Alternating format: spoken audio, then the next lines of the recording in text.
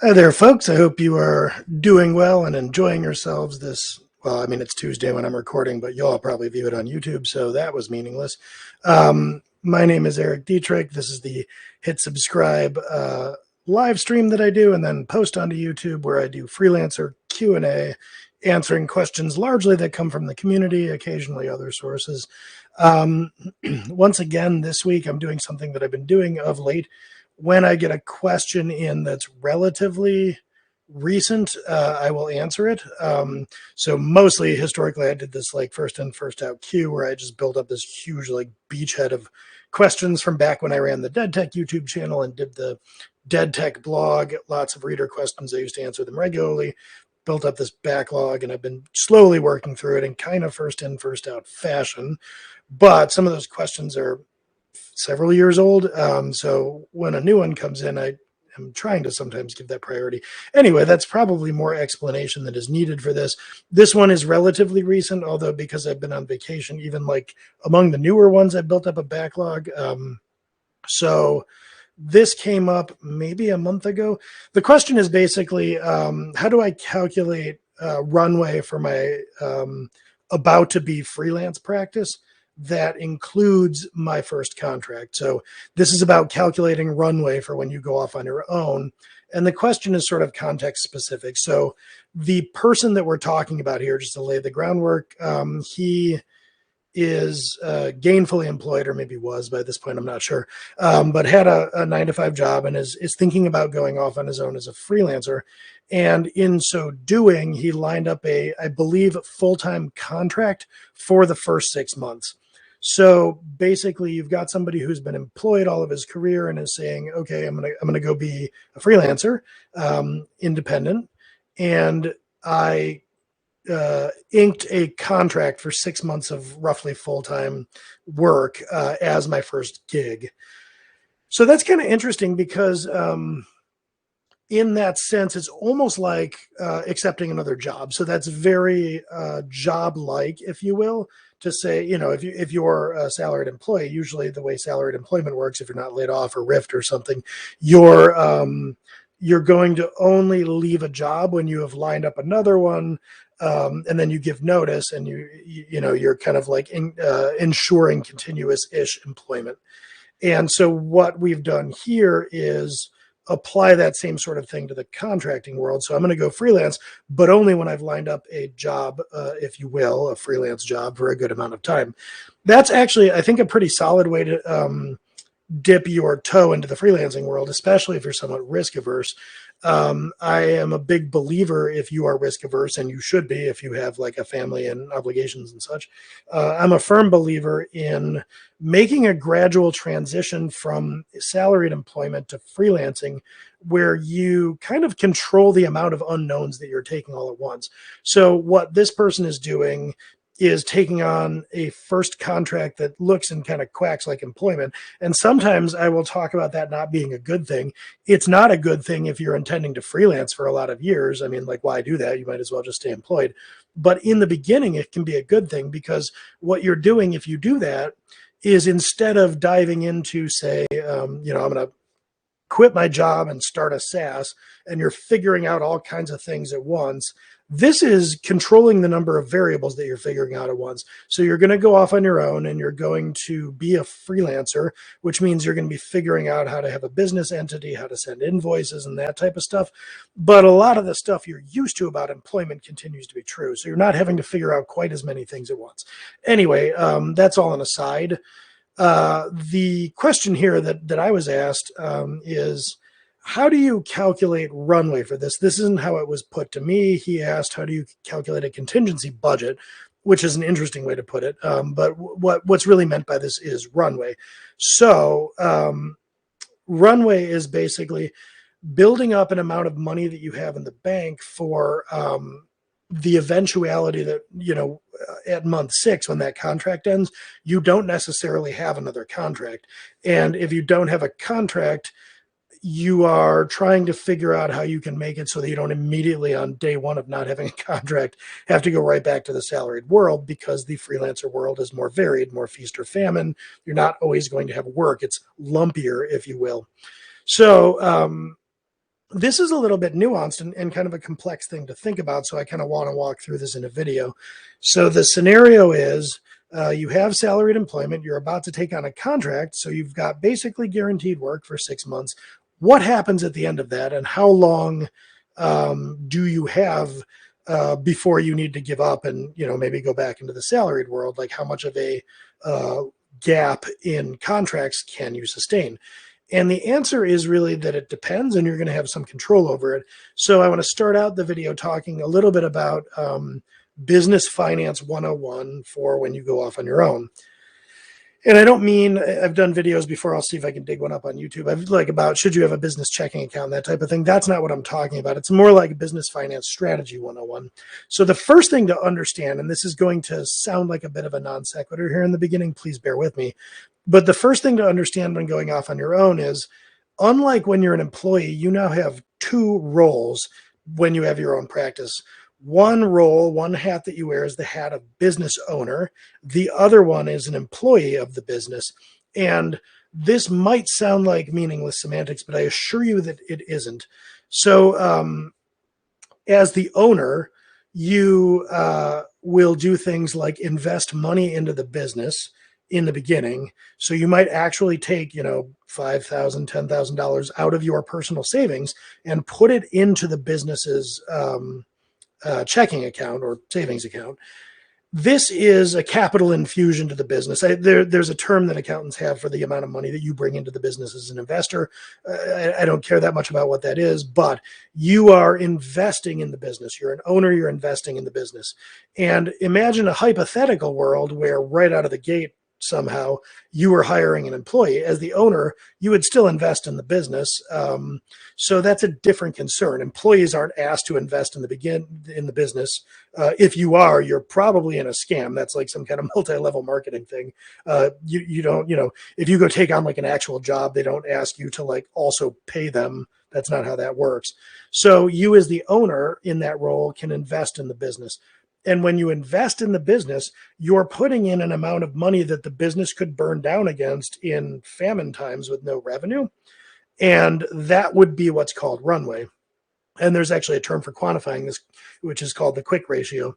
So if you put $10,000 into the business and then that contract runs out on the other side, then you have this $10,000 that you can draw against and, pay yourself a salary, which I'll get to in a moment.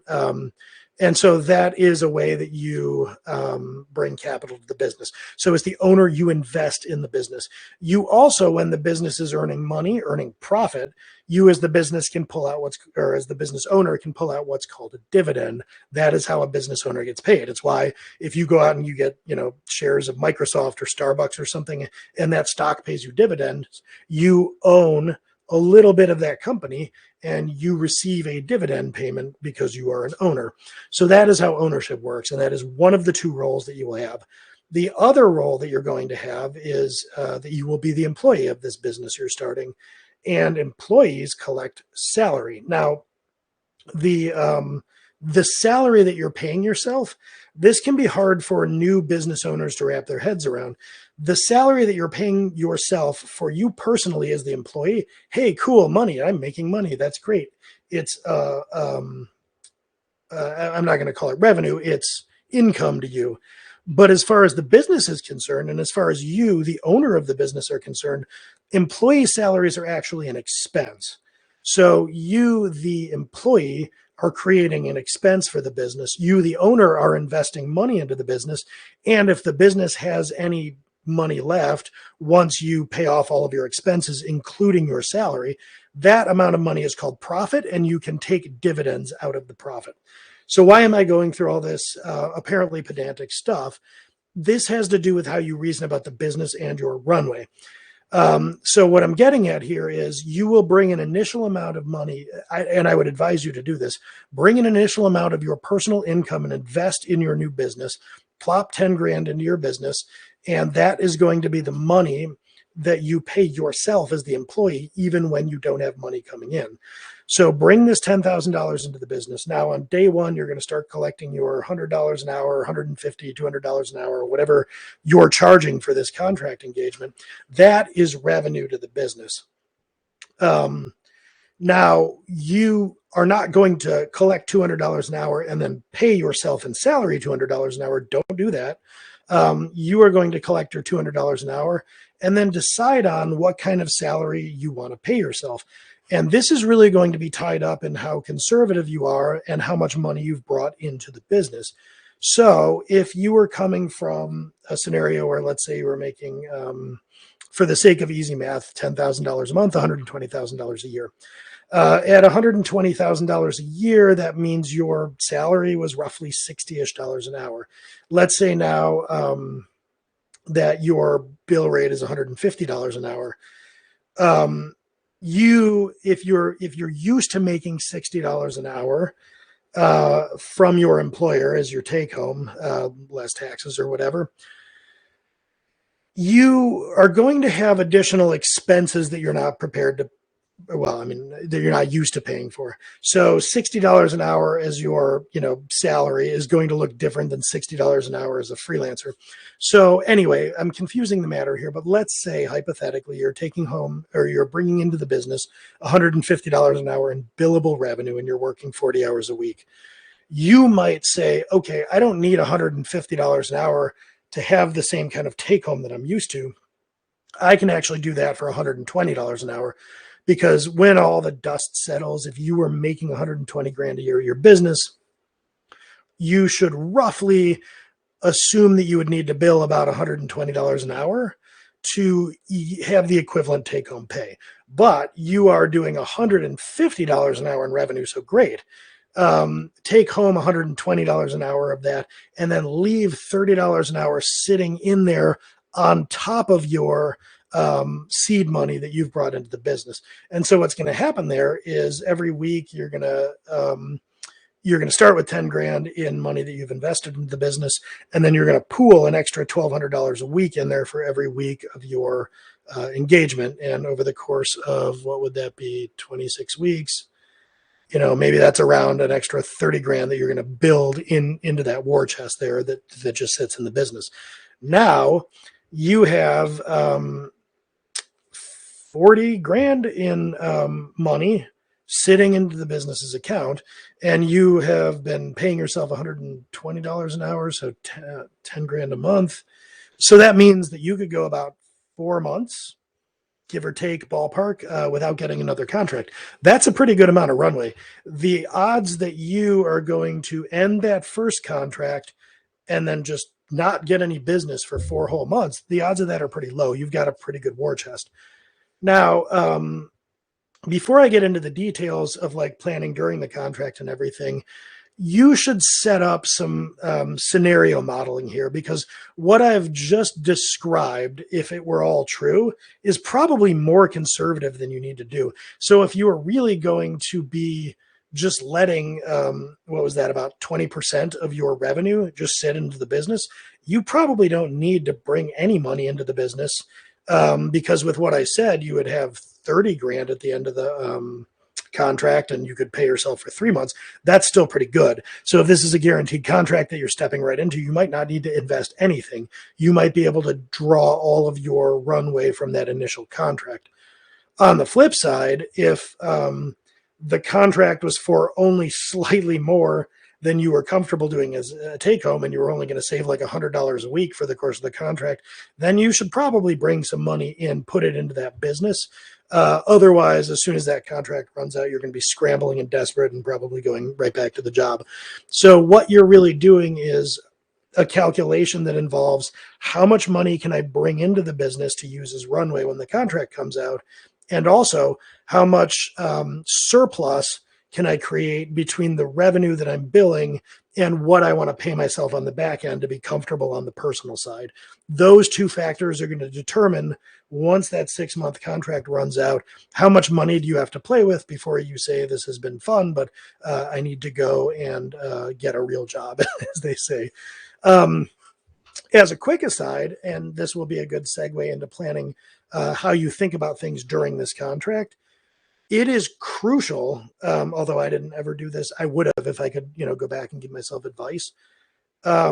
when you take on the contract and go off on your own and you think about how much money to bring into the business as an investment and you think about how much to pay yourself and all of that, in the beginning, like right from the jump, set a fail/bail criteria for yourself on the freelance practice.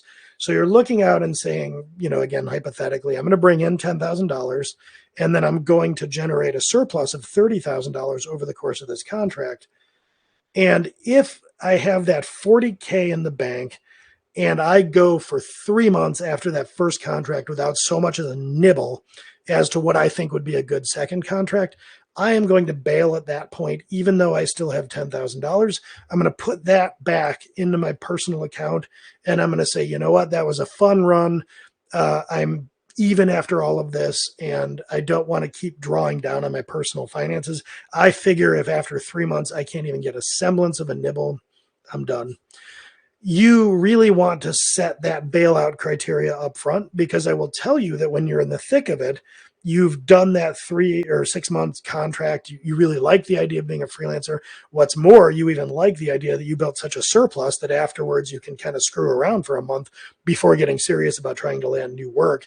You might get really used to that lifestyle. You might really get used to the idea of, like, I'm a business owner, I'm off on my own. You've told everybody that you're a freelancer.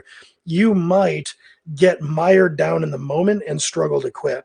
You might actually burn through a lot of personal runway, suffer a lot of heartache and all that. It's a lot easier to make a dispassionate decision to quit something when you have decided on a failure or bail criteria up front. So I would do that in the early days of your contract. The other thing I'd be thinking about in the early going is that there is more at play here, not by a lot, but there's more at play than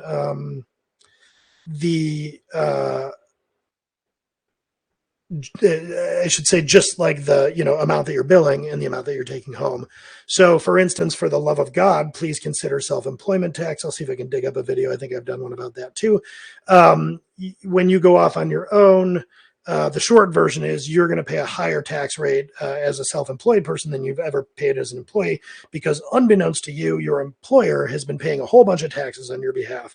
So you want to figure out taxes to some degree and understand that you're paying more tax than you're used to.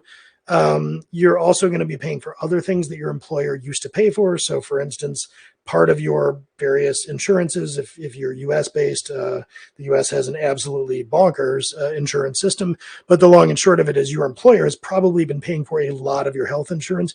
You're going to have to pay for that. There's no such thing as PTO. So if 1 week you have to, take some time off, those aren't going to be billable hours. If everybody at your client is saying, hey, it's the 4th of July, which fell on a Tuesday, and by the way, it's also a company holiday, you might just only have 24 billable hours that week instead of 40. So PTO, holidays, all that comes out of your pocket. So think through all of that type of stuff and take a realistic look at what your comp with your contract is going to look like. Take a look at the new things that you're going to be paying for that you never used to. And it might be payroll taxes, but it might also be things like laptops and software subscriptions and that type of stuff. All of that should factor in. If it's a one-time expense, that's going to come as a negative against the money that you're investing into the business. If it's an ongoing expense, you should think of that in terms of like the amount you're paying yourself in salary each month. And then, of course, again, I'll mention, understand that your billable rate represents revenue, not take home.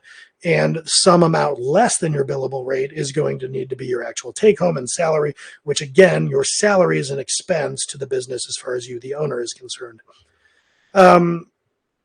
So during the course of the contract and like preparing for your next contract, I'll say a few things about that, to kind of tee up the situation for how much of this you're going to draw down against after the contract.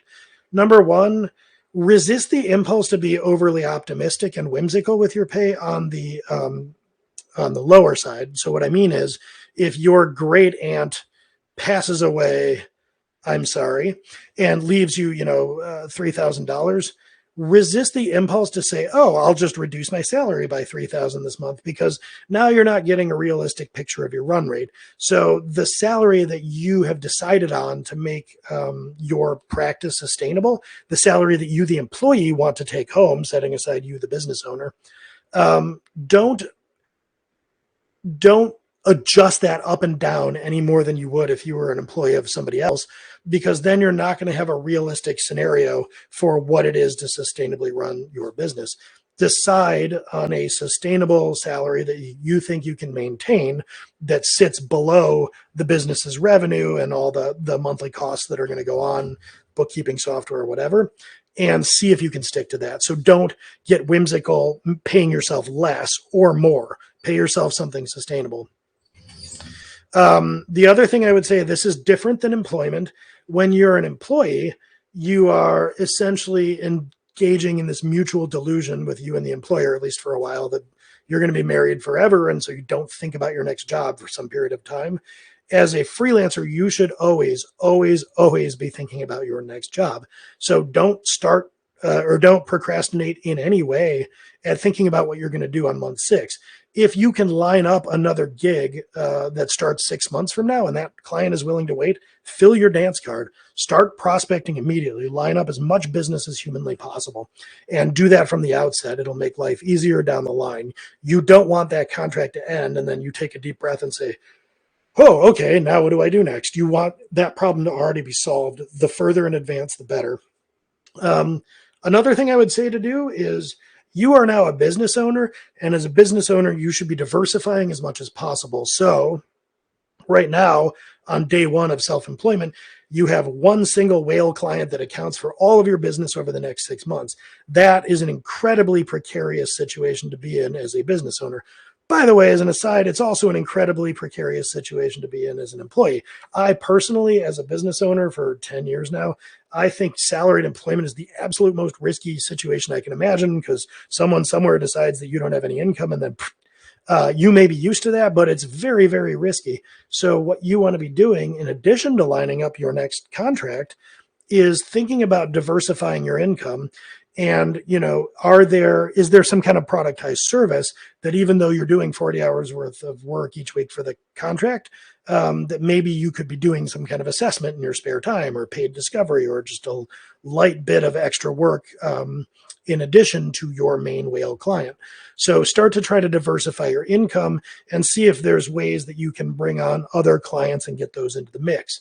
And you don't want to do this in unsustainable fashion. You don't want to create a scenario where you're working 80 hours a week indefinitely, but having more clients in your book of business is always a good thing, especially if there might be opportunities to scale that work up or down. So try to line up other things alongside of your first contract as well. And then finally, you could also think about, if you are pleasing the current contract that you have and it's mutually beneficial, it might not need to drop dead entirely or at all on month 6. You might extend that contract another 3 months, or you might extend it in kind of a drawdown way and say, okay, after 6 months, I'm going to do 20 hours a week for 3 months, then 10 hours a week for 3 months, then we're done. That phase down exit might give you a nice opportunity to still have some revenue coming in. It'll extend your runway, but also freeing up time for you to, line up more in different things and diversify your book of business.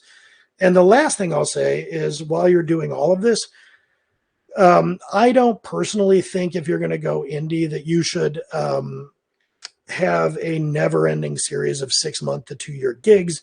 That's just what employment looks like, and there are people out there that would disagree with me and say that's perfect for them or whatever.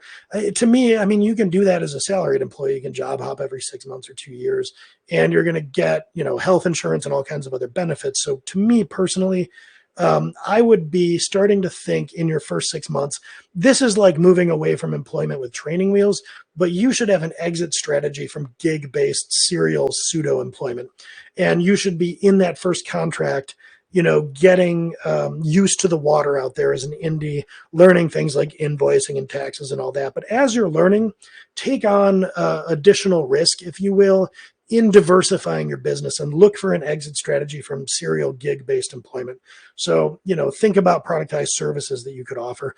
Think about some kind of offering that you have where you could have 3, 5, 10 clients at once, because all of those things are going to start to diversify your business and make it more stable and sustainable over the course of your career, and start it down the path of being an actual equity business, where you could think about taking on staff and building up leverage equity in that business, and maybe eventually like retiring from it or selling it, making it a true asset of yours instead of just a job. So anyway, I hope all of that is helpful. I guess to summarize, if you're going off on your own, but you've lined up a first contract, it's really down to this. The two big variables in how much runway you're going to have for finding gig next are going to be, one, how much money are you bringing into the business? And two, how much are you going to pay yourself less than the billable revenue that you're taking in? So think about those two variables, do some scenario modeling and planning, and that should give you a pretty good line of sight on how much runway you're going to have to burn down against when that first contract ends. So hopefully that helps both the question asker and anyone else who's wondering about this, and I will catch you all next time.